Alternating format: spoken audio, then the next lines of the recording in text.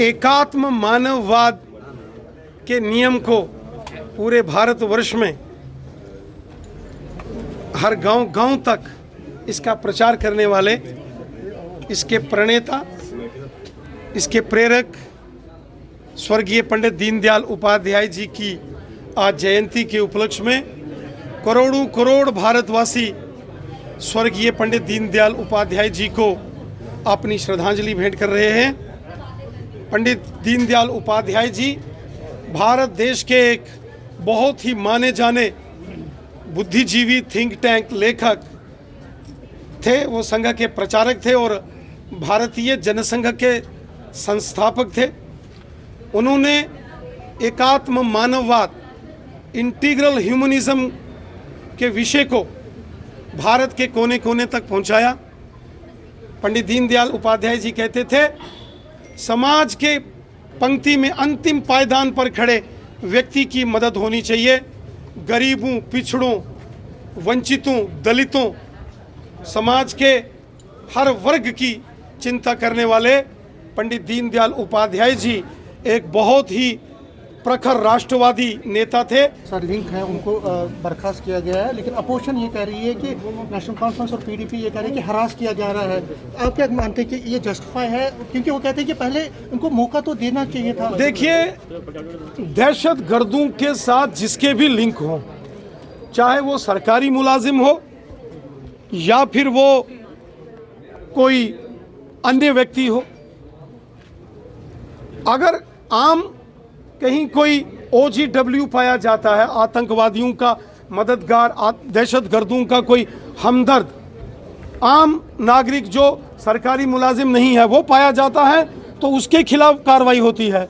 और अगर सरकारी मुलाजिम दहशतगर्दों का मददगार अगर वो कहीं पाया जाता है तो कार्रवाई तो बराबर होगी ना। कानून सबके लिए बराबर है, चाहे वो आम नागरिक हो या सरकारी मुलाजिम हो।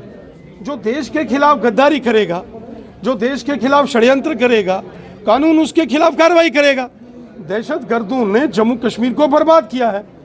1 लाख से ऊपर लोगों की जानें पिछले 30-35 सालों में जम्मू कश्मीर के अंदर गई है।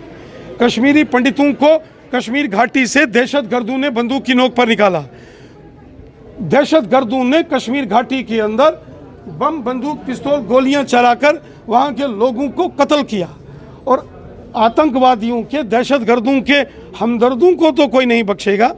नेशनल कॉन्फ्रेंस और पीडीपी के जो नेता हैं उनको इस पर एक बार ठंडे मन से विचार करना चाहिए कि वो किस पॉलिसी को चाहते हैं। क्या यहाँ आतंकवाद, तालिबान, पाकिस्तान, लश्कर, जैश और हिजबुल का राज चाहते हैं नेशनल कॉन्फ्रेंस और पीडीपी, जहां आम लोगों का कत्ल हो? सारी दुनिया ने देखा कि तालिबान अफगानिस्तान के अंदर दहशतगर्दी से कितनी बर्बादी कर रहा है, खून खराबा हो रहा है। हम ऐसा निज़ाम यहाँ नहीं लागू होने देंगे। ये दहशतगर्दों के हमदर्द, ये अवाम के दुश्मन हैं। दहशतगर्दों के हमदर्द आम लोगों के दुश्मन हैं। दहशतगर्दों के हमदर्द चाहे वो कोई भी हो, सरकारी मुलाजिम हो या कोई और हो, ये देश के खिलाफ इन्होंने जंग छेड़ी है, देश के खिलाफ साजिश है। देश के ऊपर हमला करने वालों के मददगार भी दुश्मन होते हैं। कब तक चुनाव होंगे और क्या आज भी चुनावों को? यहाँ तक चुनावों का सिलसिला है। जम्मू कश्मीर के अंदर अभी डिलिमिटेशन की प्रक्रिया चल रही है। बहुत जल्द जम्मू कश्मीर के अंदर ये डिलिमिटेशन की प्रक्रिया पूरी होगी। और जैसा कि हमारे माननीय प्रधानमंत्री मोदी साहब ने 15 अगस्त को लाल किले की प्राचीर से राष्ट्र संबोधन में इस बात को दोहराया था कि जम्मू कश्मीर में डिलिमिटेशन, परिसीमन होने के बाद यहाँ विधानसभा के चुनाव होंगे। और मुझे पूरा विश्वास है कि इस साल के अंत तक डिलिमिटेशन की प्रक्रिया पूरी हो जाएगी और अगले साल जो है उसके बिगिनिंग में जम्मू कश्मीर में विधानसभा के चुनाव होंगे।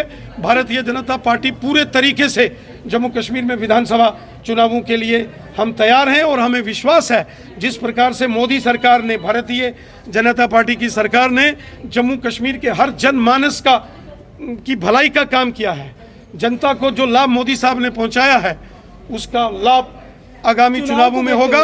और बम्पर जीत के साथ जम्मू कश्मीर में भारतीय जनता पार्टी की जीत होगी। और मुझे पूरा विश्वास है जनता जम्मू कश्मीर की भारतीय जनता चुनाव को पार्टी को देखते हुए आपने नया गोल सेट अपना किया है। आशीर्वाद नया देगी। गोल सेट किया है आपने भारतीय चुनाव को देखते जनता हुए। पार्टी को जनता अपना आशीर्वाद देगी और जम्मू कश्मीर का अगला मुख्यमंत्री भारतीय महबूबा जी का- जनता पार्टी का हिंदू होगा। मुख्यमंत्री होगा, हिंदू मुख्यमंत्री भारतीय जनता पार्टी का लक्ष्य मिशन 50+। हिंदू मुख्यमंत्री अब की बार जम्मू कश्मीर में बीजेपी 50 के पार। अब की बार जम्मू कश्मीर में भी मोदी सरकार। हिंदू चीफ मिनिस्टर होगा।